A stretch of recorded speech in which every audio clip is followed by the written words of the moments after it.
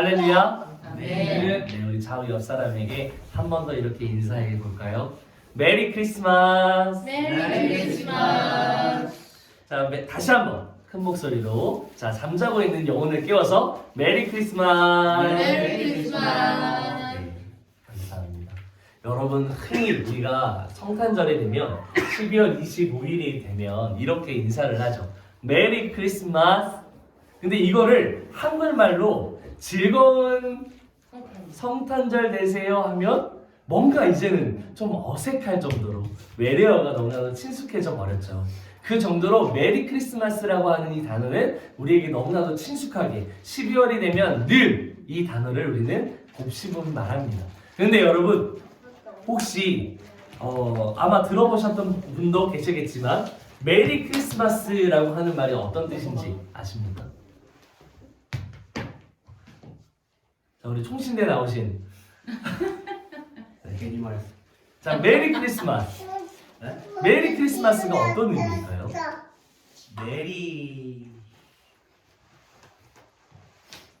메리가 그냥 네, 기쁜 거 아니에요? 기쁨. 뭐 그럴 수 있어요. 그러나 우리가 보통 메리라는 말을 쓸 때 결혼하다 라는 말을 쓰죠. 철다가 틀린데. 네. 근데 여기서 맞아요.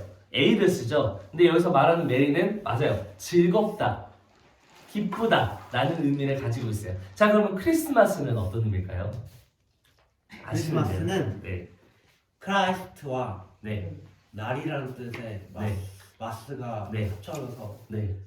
오, 제대로 알고 있네요. 역시 총신대 다르네요.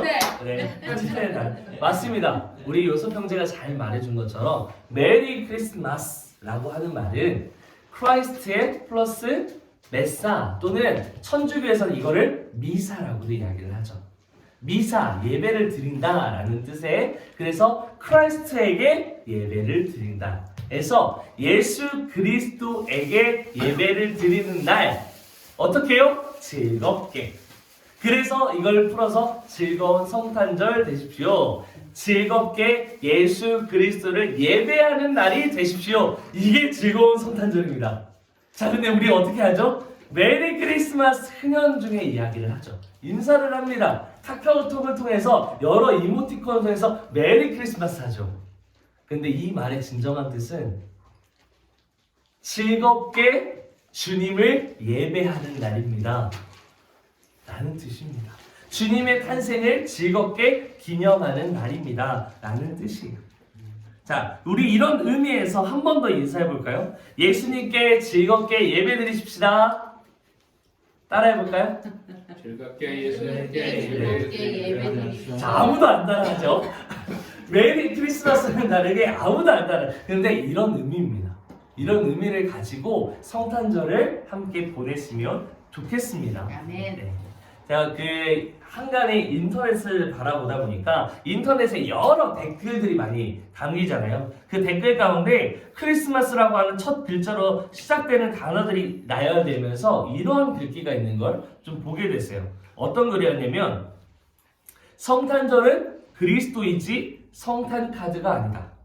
소망이지 휴가가 아니다. 기쁨이지 오락이 아니다. 성육신이지 임신이 아니다. 구원이지 산타크로스가 아니다. 감사이지 칠면조가 아니다. 반성이지 물질이 아니다. 경배이지 활동이 아니다. 나눔이지 쇼핑이 아니다 라고 하는 문구였어요. 여러분 이 문구가 좀 가슴에 와 닿으십니까?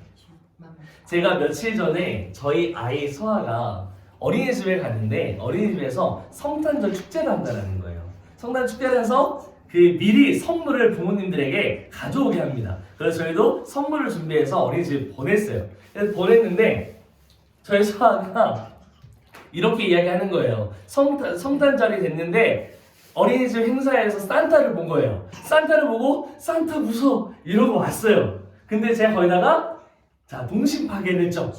서아야 산타는 없어 라고 얘기를 했어요. 이제 2살 된 아이에게 산타는 없어. 그런데요 이게 동심 파괴 같잖아요. 그런데 이것이 사실은 우리 기독교인들이 바로 알려주어야 할 진정한 성탄절의 의미다라는 거예요.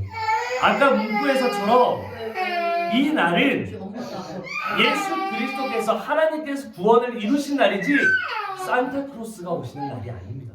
산타크로스를 통해서 양말을 통해서 선물을 주고받고 하는 날이 아닙니다. 그러나 우리가 산타크로스를 통해서 양말을 전하고 선물을 나누는 의미는 무엇이냐? 예수 그리스도가 이 땅 가운데 오심으로 우리는 구원을 받고 구원이라고 하는 아주 특별한 세상에 줄 수 없는 가장 고귀한 가치인 선물을 받았습니다. 근데 이 선물을 서로 사람 안에서 그 사랑을 표현하기 위하여 선물로 그 마음을 표현하는 것입니다. 그러나 이 세대는 너무나도 많은 것들이 변질되어져 버렸죠. 오늘 이 시간 예배를 드리는 우리 모두는 이 성탄의 의미가 진정 어떠한 의미인지 우리에게 보이는 물질에 대한 선물을 넘어 참 구원의 기쁨과 감격과 거저 주어진 이 선물이라고 하는 은혜를 기억하며 오늘도 그 은혜에 감사할 줄 아는 우리 모두가 되시기를 주님의 이름으로 소망합니다. 아멘. 그런데 오늘 이것처럼 요즘 성탄절을 보면 유일하신 예수님의 탄생을 기념하는 것이 아니라 이벤트로 상업화되어서 예수님의 탄생을 축하하기보다는 성탄절 카드를 통해서 인맥 관리하기에 정신이 없죠. 지금도 오늘 아침 예배를 드리는데 저희 카톡으로 한 10통의 카톡이 왔습니다. 성탄절 메리 크리스마스 하고 카드가 날라왔어요. 믿는 그리스도인으로서 예수님의 탄생은 이 구원을 위한 유일한 소망인데 우리는 그저 그날의 달력을 바라봅니다. 달력을 보면서 올해는 크리스마스가 주일이구나. 쉬는 날도 별로 없네. 절망하면서 어떻게 하죠? 이 성탄절을 어떻게 보내야 할까? 여행을 갈까? 말아야 할까? 바다를 보러 가야 할까? 말아야 할까? 이런 고민들을 하게 되죠.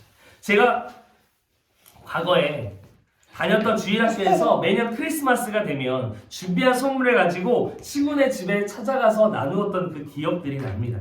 하지만 지금은 각종 세일로 사람들의 눈을 현혹시키는 문구들이 가득하기도 해요. 그리고 이날 이 밤을 찍고자 크리스마스의 이브를 보내기 위해서 현혹하는 문구들로 세상은 가득합니다. 이날 그리고 그러면서 크리스마스의 주인공인 예수님은 온데간데 없이 사라지고 동화 속에 나오는 허구의 인물 산타크로스만 마음속에 남아버립니다. 여러분은 예수님이 태어나신 이 성탄절을 어떻게 보내고 계십니까? 특별히 우리 엔터교회는 한 곳에 모여서 성탄 전야 리트릿으로 우리 함께 모여 주님을 예배하고 있음이 너무나도 감사한 일인 것 같습니다. 당시에 예수님께서 태어나신 그때를 바라보면 그때 그 실로 잠시 들어가 보면 주전 31년 전에 로마의 큰 세력이었던 이 안토니우스라고 하는 사람과 아우구스투스의 전쟁으로 인해서 아우구스투스 황제가 승리를 거두게 됩니다. 그래서 황제의 즉위를 하게 되는데 그 아우구스투스 황제가 즉위해서 통치하던 시대 그때가 바로 예수님께서 이 땅 가운데 오셨던 시기입니다. 누가복음 2장 1절에 나타난 가이사 아구스도라고 하는 성경에 나온 인물, 그 인물이 바로 아우구스투스 황제입니다. 근데 그가 통치하던 어느 날 신하들에게 이런 칙령을 내리기 시작해요. 어떤 칙령이었냐? 이제 다시는 그 누구도 이 나라의 통치권을 넘볼 수 없게 하겠다. 그리고 강대한 나라를 만들기 위해서 반드시 정책이 하나 필요한데 그 정책이 무엇이냐? 로마 전역으로 퍼져서 국제 조사를 하라. 국세 조사를 하라고 한 거예요. 그 인구가 몇 명인지 그들에게 세금을 걷기 위해서 인구 조사를 하도록 시킨 거죠. 목적은 단 하나였어요. 단 하나. 모든 국민들의 세금을 걷기 위한 정책이었다라는 거예요. 그런데 당시에는 지금처럼 인터넷이 발달하지도 전화기가 있지도 스마트폰이 있거나 교통수단이 있지도 않았습니다. 그래서 오랜 시간 동안 몇 달에 걸쳐서 국제조사를 한 거죠. 국세조사를 한 거죠. 로마의 지배 아래에 있었던 유대인들 역시 이것을 피해갈 수가 없었습니다. 그래서 다윗의 혈통으로 난 요셉 역시 갈릴리에서 유대 땅을 향해서 벨레헴이라고 하는 동네로 올라가고 있었어요. 당시 성령으로 잉태한 아내 마리아를 혼자 두고 갈 수 없었기 때문에 함께 동행을 하는데 그 베들레헴으로 가는 그 길목에서 해산할 날이 차서 그 지역 이리저리를 헤매면서 여관 같은 곳을 찾아다니면서 머무를 곳을 찾았습니다. 그런데 가는 곳곳마다 문전박대를 당하기 시작하는 거예요. 왜요?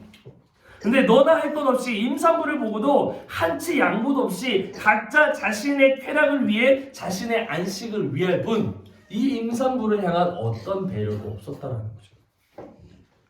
그래서 어쩔 수 없이 요셉과 마리아는 짓눌린 말똥과 말먹이가 있는 여물통이 있는 마구간을 향해서 그곳에 가서 어쩔 수 없이 그곳에서 해산을 할 수밖에 없었습니다. 혹시 여러분 상상이 가십니까? 네, 저 역시도 이제 둘째를 둔 저희 아내가 임신 중에 있는데 저희는 이 지금의 현실을 한번 생각해 보면 임신을 할 때 아이를 태어날 때 지금 어떻게 하죠? 산부인과를 찾아갑니다. 정기 검진을 받습니다. 혹시 아이가 잘못될까봐 매일매일 초음파 검사를 하면서 이 아이가 잘 자라고 있는지 산통은 제대로 느껴지고 있는지 여러 검사를 통해서 정말 다양하게 안전하게 이 아이를 순산하고자 합니다. 그런데요, 요셉과 마리아를 통해서 예수 그리스도가 날 때에는 말똥이 짓눌려 있는 그 어느 곳에서도 지금 이 방처럼 따뜻함을 유지할 수도 없는 추운 겨울에 아기 예수님이 그곳에서 태어납니다. 춥고 냄새나고 더럽기까지 한 그곳에서 이 아이가 태어난다는 게 있을 수 있었을까요? 그 어떤 위생도 보장할 수 없는 곳이었어요. 그런데 여기에 우리가 어려서부터 주일학교에서 보면 성극이나 스킷 드라마를 통해서 굉장히 미화된 마국간들을 한번 볼 수 있었을 거예요. 이제껏 보았던 것처럼 크리스마스가 꾸며놓은 이벤트라면, 동화 속 이야기라면 때론 기쁨이고 즐거움일진 모르겠어요. 그러나 만약 크리스마스가 단지 이벤트가 아닌 실제 상황으로 우리 앞에 다가온다면 어떨까요? 수많은 지식인들은 이를 거부했습니다. 돈이 있는 사람들은 그렇게 다가오는 예수가 싫었어요. 냄새나고 더럽고 취했습니다. 유대인의 지도자들은 수많은 생각에 잠겼습니다. 왜요? 자신의 자리를 불안해하면서 말이죠. 그때 당시에 분봉하는 그 헤롯 대왕이 어떻게 했죠?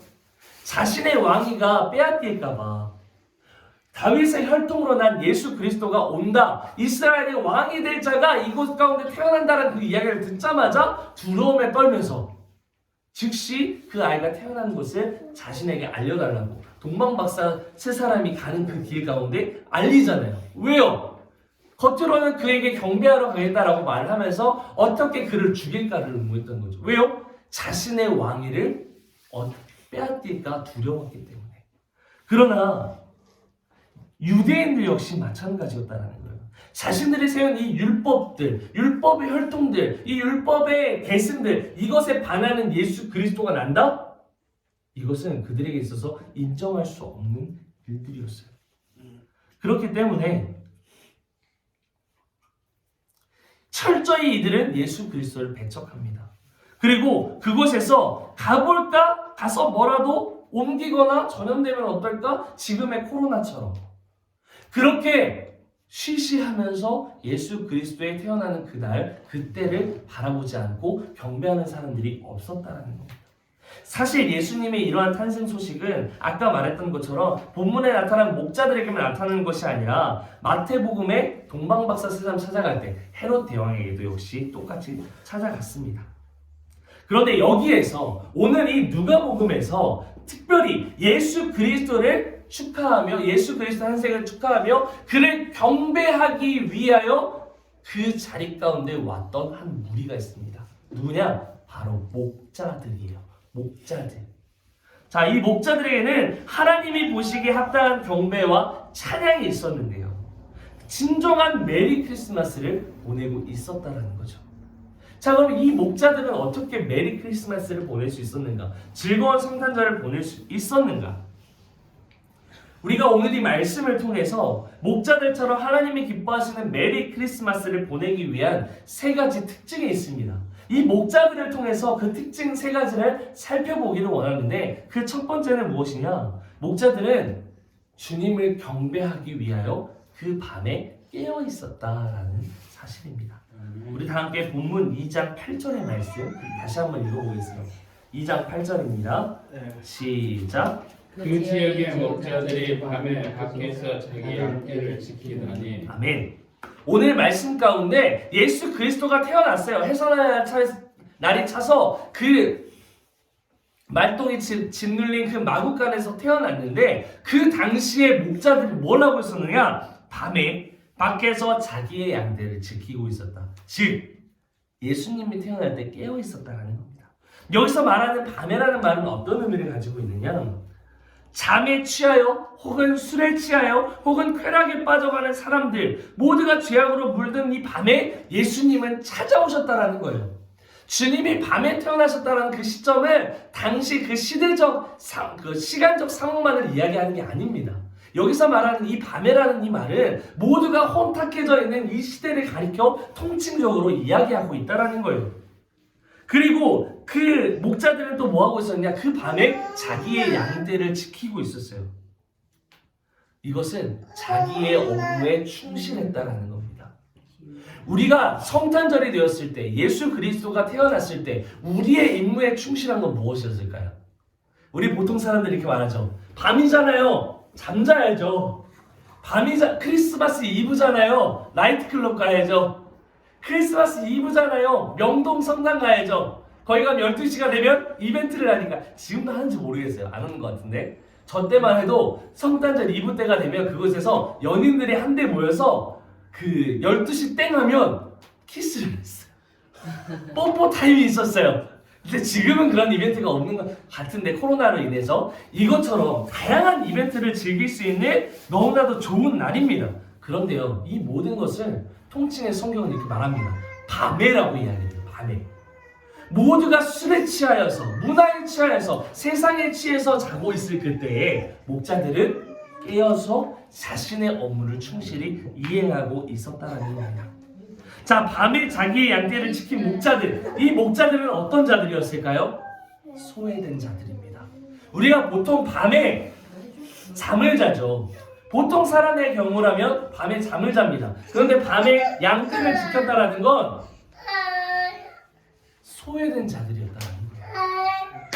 소외된 자가 없이 모든 사람에게 평안으로 임하시는 예수 그리스도가 소외된 자들에게까지도 역사하신다는 겁니다. 이것이 은혜입니다. 목자들이 메리 크리스마스를 보낼 수 있었던 진정한 이유는 무엇이냐? 그 모든 소외된 자들에게도 평화로 임하시는 예수 그리스도의 은혜를 받기 위하여 깨어 있었다는 겁니다. 우리는 여기서 이 목자들과 같은 은혜를 받기 위하여 세상 가운데 말씀 앞에 깨어 있어야 된다. 세상에 취해 있으면 안 된다라는 겁니다. 우리 성경에 말하죠. 술 취하지 말라 이는 방탕함이니 이것을 대신 어떻게 취하라고 하죠? 성령 충만함을 받으라고 이야기를 합니다.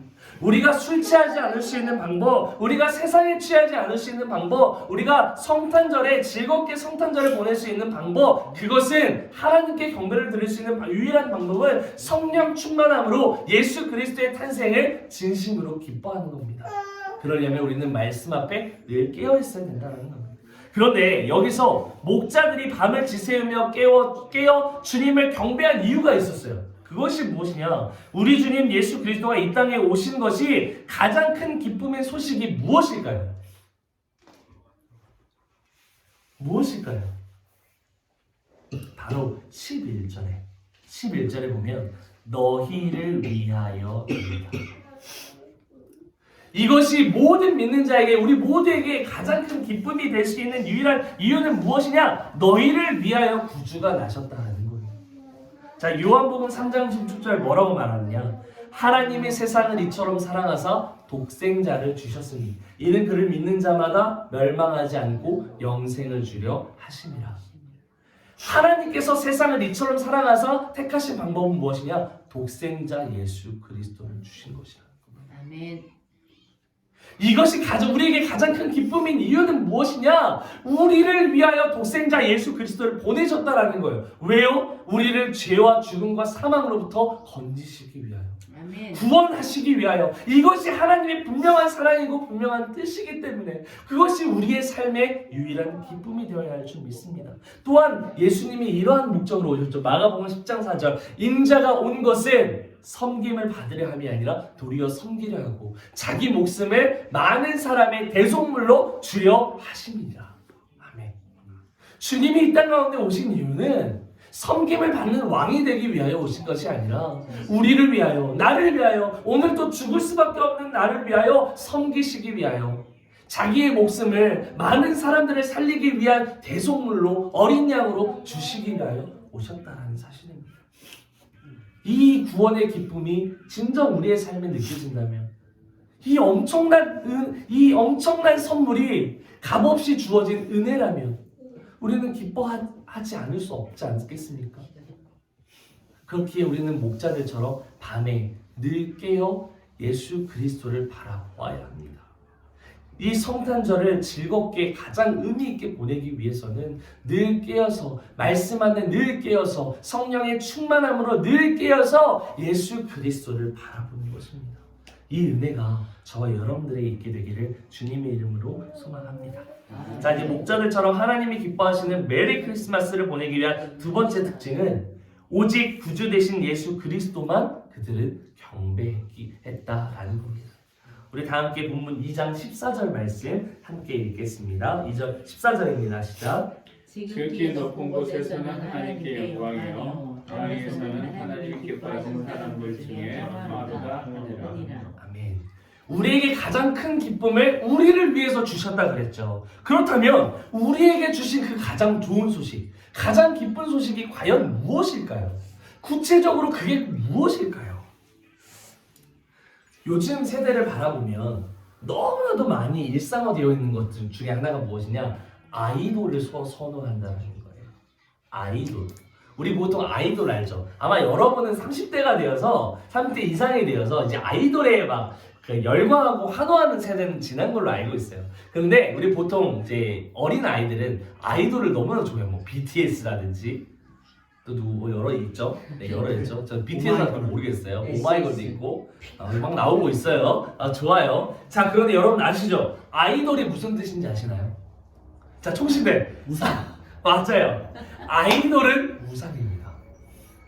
그러면 하나님께서 이 우상은 뭐죠? 가장 싫어하시는 죄 중에 하나예요. 왜요? 10계명 어디 나오죠? 1장과 2장이 나옵니다. 신명기 1장 하나님 외에 다른 신을 두지 말라. 신명기 2장 우상 숭배하지 말라. 하나님은 이스라엘 백성들에게 하나님께서 계속해서 심판의 메시지를 내리신 가장 큰 이유가 무엇이냐? 그들이 우상을 숭배했기 때문이에요. 하나님이 아닌 자기 자신을 숭배하며 자기 자신의 의지만을 믿고 살아갔기 때문에 하나님은 그들을 심판하셨다는 거예요. 마찬가지입니다.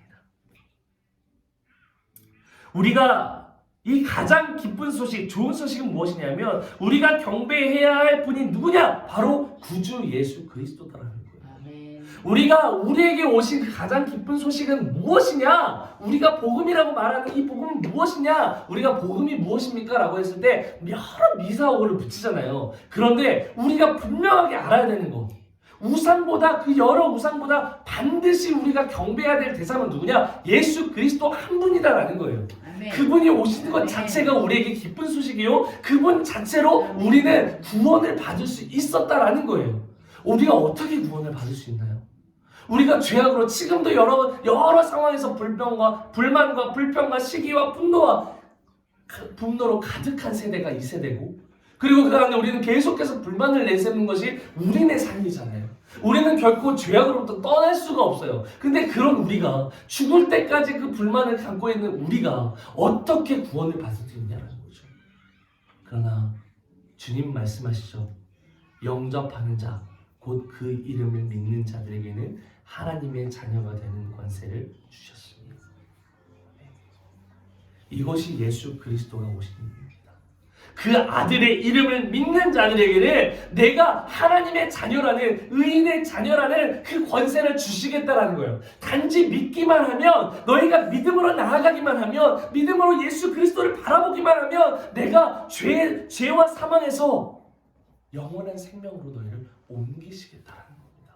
이것이 우리가 바라보며 경배해야 할 우리 구주 예수 그리스도입니다. 우리 대림절을 지나서 성탄절이 왔습니다. 성탄주일입니다. 여러분이 경배하고 있는 대상은 누구입니까?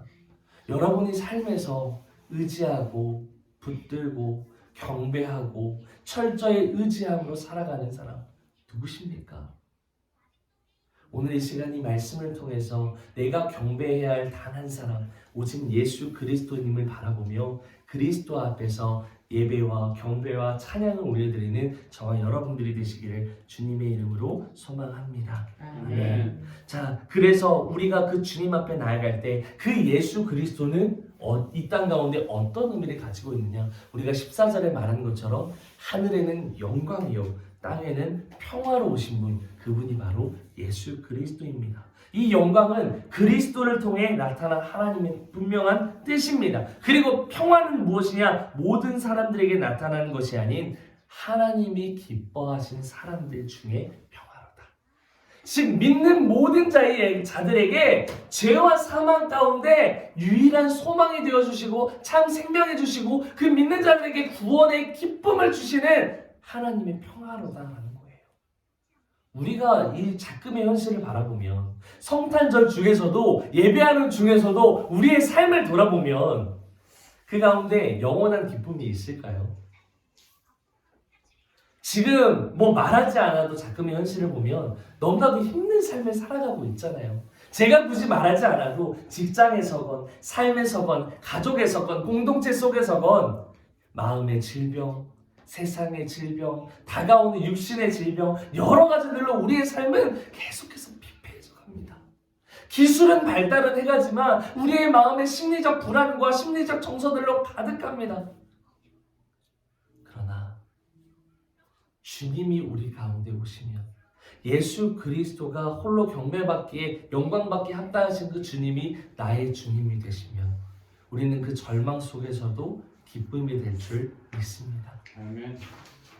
우리 목자들처럼 하나님 기뻐하시는 메리 크리스마스를 보내기 위한 마지막 특징은 그 목자들은 즉시 전했다라는 것. 우리 본문 15절로 17절의 말씀을 함께 읽어보겠습니다. 15절로 17절입니다. 시작. 천사들이 떠나 하늘로 올라가니 목자들이 서로 말하되 이제 베들레헴으로 가서 주께서 우리에게 알리신 바 이 이루어진 일을 보자하고 빨리 가서 마리아와 요셉과 후에 누인 아기를 찾아서 보고 천사가 자기들에게 이 아기에 대해 말하는 것을 전하니 아멘. 그들에게 있어 구주 예수 그리스도를 향한 믿음으로 그들은 오늘 본문 16절 말씀처럼 즉시 전했습니다.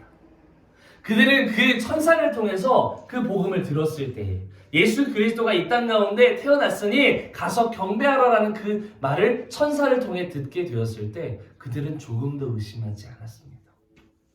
그 만왕의 왕 대신 예수 그리스도가 나타난다 했을 때 그들의 반응은 즉시 갔다라는 거예요.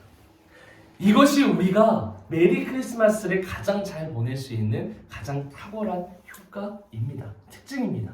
자, 여러분에게 질문을 한번 던져보고 싶어요. 여러분에게 있어 가장 최우선시되는 기쁜 소식이 무엇입니까? 여러 가지가 있을 수 있겠죠. 내 병이 나았을 때, 내 병이 완치 판정을 받았을 때, 직장에서 연봉이 올랐을 때, 여러 가지가 있을 수 있겠죠. 나에게 사랑하는 여자친구가 생겼을 때, 믿음으로 구했더니 그것이 일어났을 때, 여러 가지가 있을 겁니다. 그렇다면 제가 한 번 더 질문을 던져볼게요. 여러분의 삶에 가장 우선시되는 기쁜 소식은 무엇입니까? 가장 우선시되는 기쁜 소식. 여러 가지가 있을 거예요. 그러나 우리의 모든 삶을 통칭해서 바라보았을 때 우리가 가장 우선시해야 할 기쁜 소식은 무엇이냐? 우리의 모든 육체와 모든 영혼을 구원의 길로 인도하신 예수 그리스도가 나의 삶의 나의 주인이 된다는 사실입니다.